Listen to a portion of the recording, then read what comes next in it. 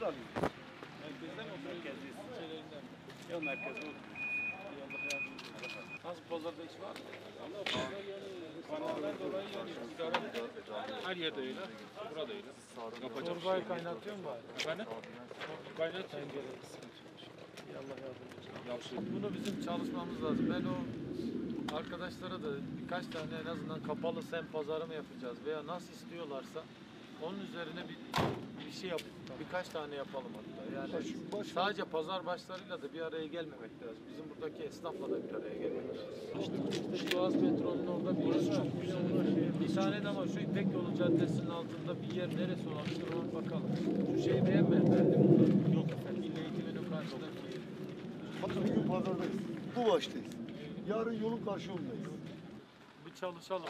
Sizinkilerle bir ama bir kastettikleri yer nereler, alternatif yerler nereler onu bir detaylı bakalım.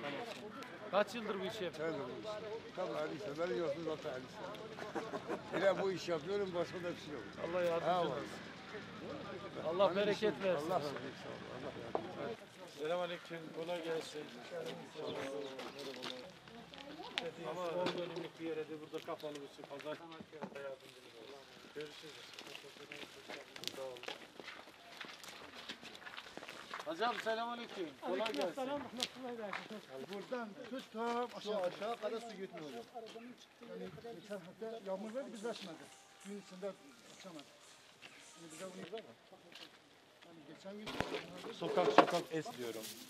Pazar esnafımızı gelip yerin amacım da bakın hiç bize toplansın gelsinler veya herhangi bir şey değil. Tamamen benim sizin ayağınıza gelerek onu yerinde görmek istiyorum.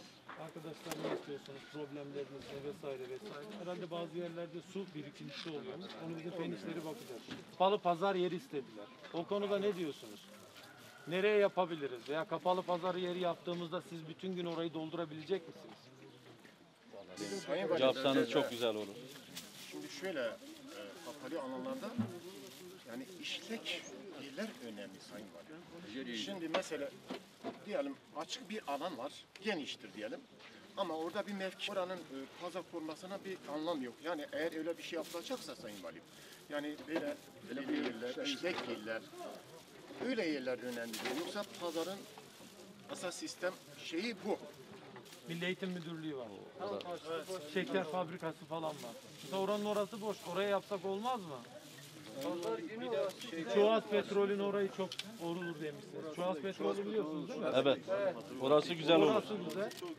Peki başka nerede olabilir? Nereleri yapabiliriz? Boş bizim hani sizin için yapabileceğimiz yer neresi olabilir? 7 günde açık olması lazım. Ben oraya bir harcama yapacaksam, devlet oraya bir kuruş para harcayacaksa orada yani diyelim ki sen bir gün orada kalacaksın ama bir gün sonra da başka birisi gelip kiralayabilir. Belki öyle bir sisteme de girebiliriz. Kapalı pazar yapabileceğimiz yerlerde böyle aranızda bir tartışın. Tamam mı? Bizim de uygun alanlarımız olsun. Hani getirip adamın arazisine de demeyin yani. Uygun ne bileyim bizim parkımız vardır işte veya bizim belediyenin arazisi vardır veya uygun bir alan vardır. Böyle bir aranızda tartışın. Pazar başkanına söyleyin, diğerlerine söyleyin tamam mı? Onlar böyle ama Allah aşkına kendi fikirlerini değil. Benim için önemli olan sizin fikirleriniz. Allah razı olsun. Bazen ne yapıyorsun? Burada bir tane kendi kafalarına göre insanların fikirlerini gelip söylüyorlar. Bizim zabıta arkadaşlar da gerekirse size de Bu söylüyorlar. zakalarda biz perişan olmuştuk. Vallahi bu zakalarda hem doğrudur hem bilmem çukurdur hem sudur. Ya suyu var bak adam diyor ki ben diyor Yer 3 gündür tezgah açamıyorum diyor. Maalesef bizim şehrin en büyük problemi bu işportacı seyyar problemi. Bu adamlara da en azından belki bazı yerlerde alternatif pazar yerleri de bulabiliriz. Ya da burası büyük şehir ama maalesef bu şekilde bir görüntü. Allah hepinizin yardımcısı olsun. Ben bir geleyim yani en azından burada ufacık bir derdinize bile derman olsa benim için önemli.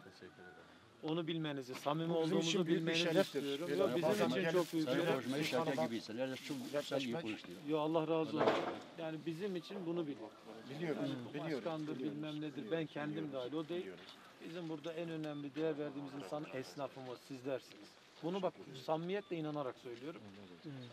İnşallah Allah yardımcınız olsun. Ne diyeyim? Hani yapabilecek, benim yetkim dahilinde, belediyenin yetkisi dahilinde yapabileceğim ne varsa başım gözüm üstüne koyun. Tamam mı? Hadi. Allah yardımcınız olsun. Hoş geldiniz. Allah razı olsun.